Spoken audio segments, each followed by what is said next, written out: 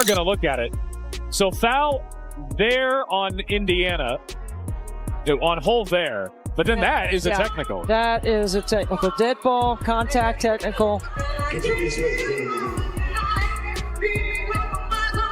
It's a little surprising to see so many of these happen in one game because... Oh, and I don't like the way Lexie Hull... Last night in Minnesota, chaos hit the Indiana Fever harder than ever before.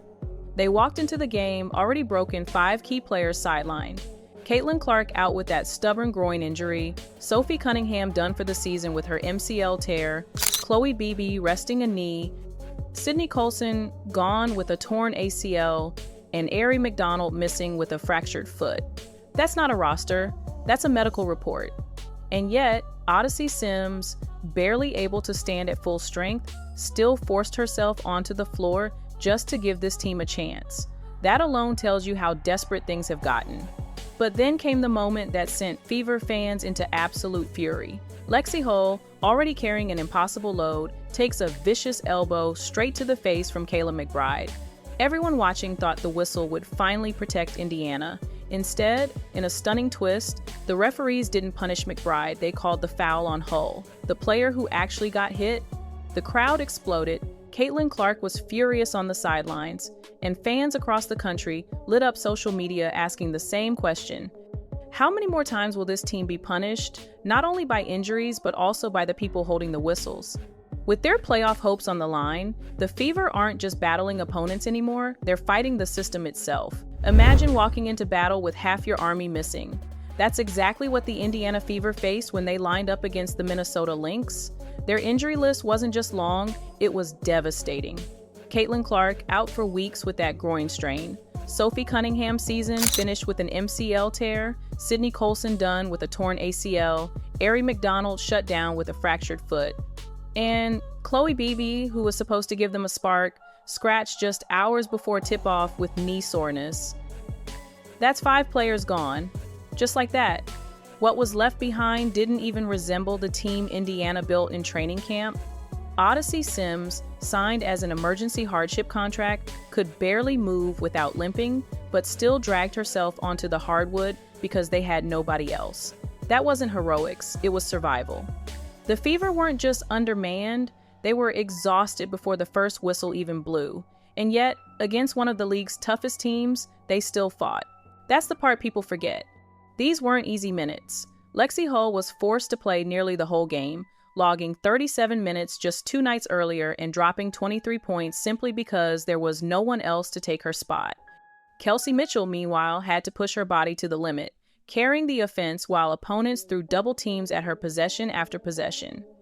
The Fever weren't playing basketball at this point, they were surviving chaos with grit and duct tape. What makes this stretch even more brutal is that the injuries didn't just rob Indiana of talent, they ripped the very foundation of their rotations apart.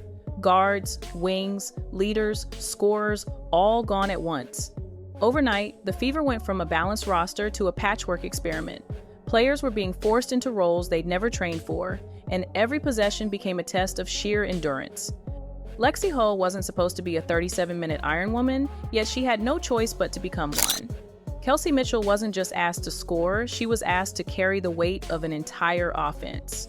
To be the playmaker, the finisher, and the emotional engine all at once. Even Odyssey Sims, still hobbling, had to mask her pain and step into minutes that would normally belong to Caitlin Clark. And then there were the new faces, Shea Petty, Aerial Powers, and a revolving door of hardship signings parachuted in with barely a practice under their belt, expected to perform like seasoned veterans. That's not how professional basketball is supposed to work. But desperation leaves no room for fairness. The Fever weren't building chemistry in training camp, they were scrambling to build it live in front of thousands of fans while opponents exploited every gap. Watching them, you couldn't help but wonder how long this could even last. Every game felt like a gamble with exhaustion, as if one more injury or one more bad call could snap the entire season in half. Even head coach Stephanie White couldn't sugarcoat what was happening. She admitted outright that the physicality Indiana faced was unlike anything this roster could handle in its current state. And she wasn't exaggerating. Every drive to the rim felt like running into a brick wall. Every defensive stand demanded maximum energy from players already stretched to their breaking point. Yet somehow, Kelsey Mitchell kept fighting like a superstar possessed. She poured in 26 points, weaving through traps, slicing into the paint, and refusing to let the Fever collapse. It wasn't just scoring, it was survival leadership, a statement that no matter how many bodies went down, Indiana would not roll over. At the same time, Aaliyah Boston battled in the paint, doubled on nearly every possession, taking hits from every angle, but still keeping the Fever anchored with her rebounding and rim protection. Without her toughness, the Lynx would have dominated the paint completely. But even with Boston's grit and Mitchell's brilliance, the cracks were impossible to hide. The rest of the offensive flow looked like patchwork players thrown into new roles, others barely unpacked from hardship deals, all forced to figure out rhythm on the fly. Indiana wasn't just shorthanded, they were playing basketball on a knife's edge, holding their season together with nothing but grit and stubborn willpower. And just when it looked like effort might carry them through, the referees made sure chaos had the final word. Then came the moment that flipped the entire night from tough to downright outrageous. Lexie Hull, already gassed from carrying minutes nobody expected her to play, was battling Kayla McBride on defense. Suddenly, boom, an elbow swung straight into her face. Hull dropped, clutching her jaw, and the arena froze. Anyone with eyes saw it. Textbook flagrant contact. This was the kind of play that should have been whistled immediately to protect a player already stretched to the brink. But instead of protecting Hull, the referees stunned everyone by calling the foul on her, the very player who got hit. Fans erupted, commentators couldn't believe it, and even Caitlin Clark was seen on the sidelines, visibly furious. Social media exploded within minutes, accusing the officials of targeting Indiana. And it wasn't just this play, it was the pattern. Over and over, the Fever take hits, shoves, body blows, and the whistle never comes. Yet when Indiana pushes back with even half that intensity, the whistle screams instantly. The perception has become impossible to ignore. The Fever are playing against two opponents every night, the team across from them, and the referees standing right there on the floor. What should have been a momentum swing in their favor became another gut punch, fueling the belief that Indiana isn't just unlucky, they're being disrespected on a systemic level. The fallout from that single whistle was bigger than the play itself.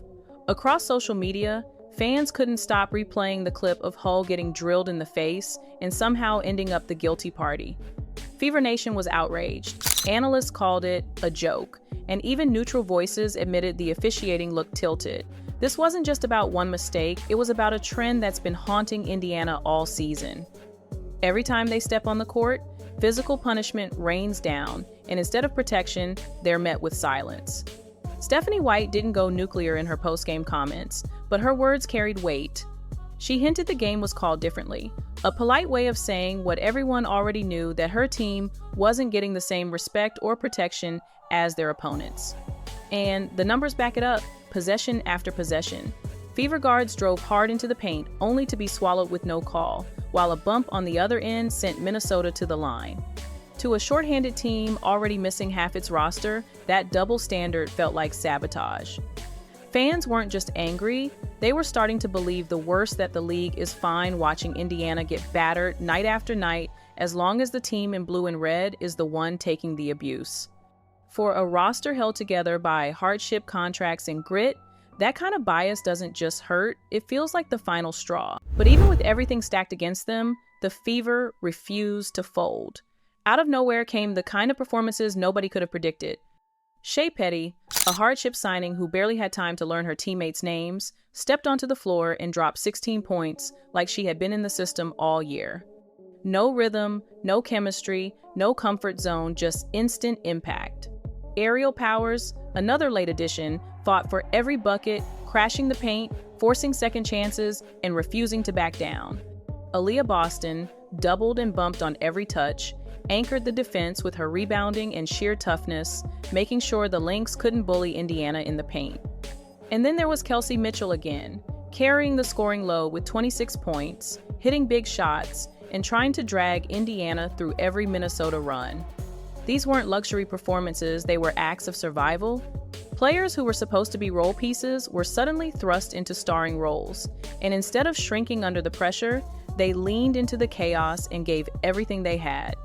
For a roster stitched together with tape and hope, every bucket felt monumental, every defensive stop a statement that Indiana would not go quietly.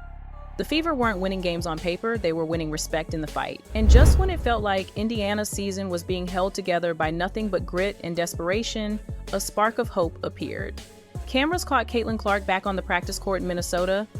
She wasn't cleared to play yet, but there she was, moving with her teammates, running through warm-ups, handling the ball again. For a fan base starved for good news, that single moment felt like a lifeline.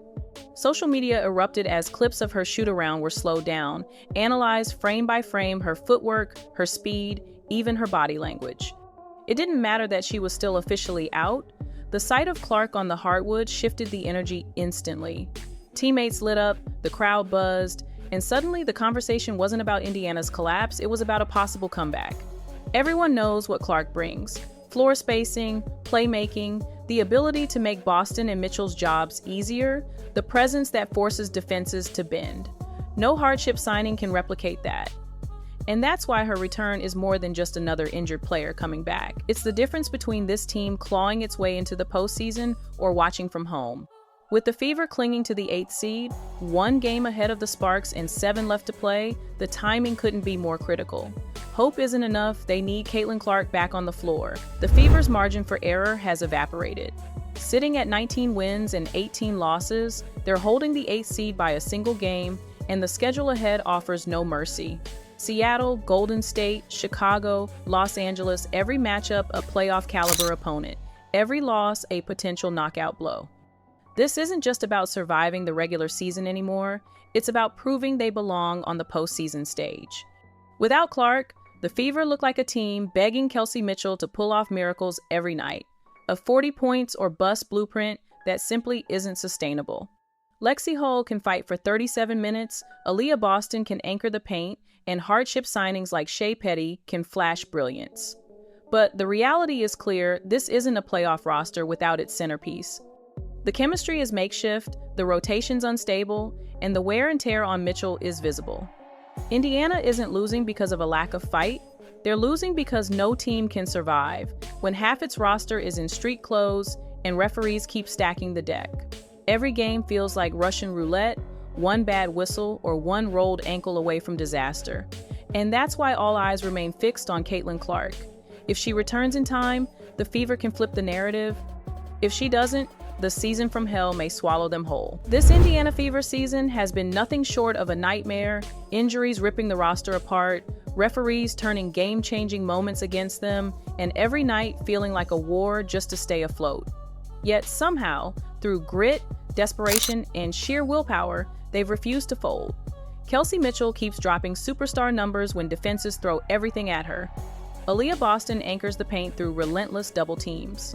Lexie Hull embraces roles she was never supposed to play, while hardship signings like Shea Petty and Aerial Powers step into the fire without hesitation. They've shown a fight that deserves more respect than the league or the officials have given them, but no matter how much heart they pour onto the floor, the truth is inescapable. Indiana's destiny hangs on one name: Caitlin Clark. Her return isn't just about points, it's about balance, leadership, and the kind of presence that transforms a patchwork roster into a playoff contender. Without her, the Fever are clinging to survival. With her, they become dangerous. The final stretch is here, the margin is razor thin, and the eyes of the basketball world are waiting to see if Clark's comeback can rewrite this season from tragedy to triumph. Do you believe the referees are truly out to get the Fever, or is this just the cruel reality of a broken year? Let us know in the comments, and don't forget to like, subscribe, and stay locked in. We'll be here to bring you every twist of this wild ride.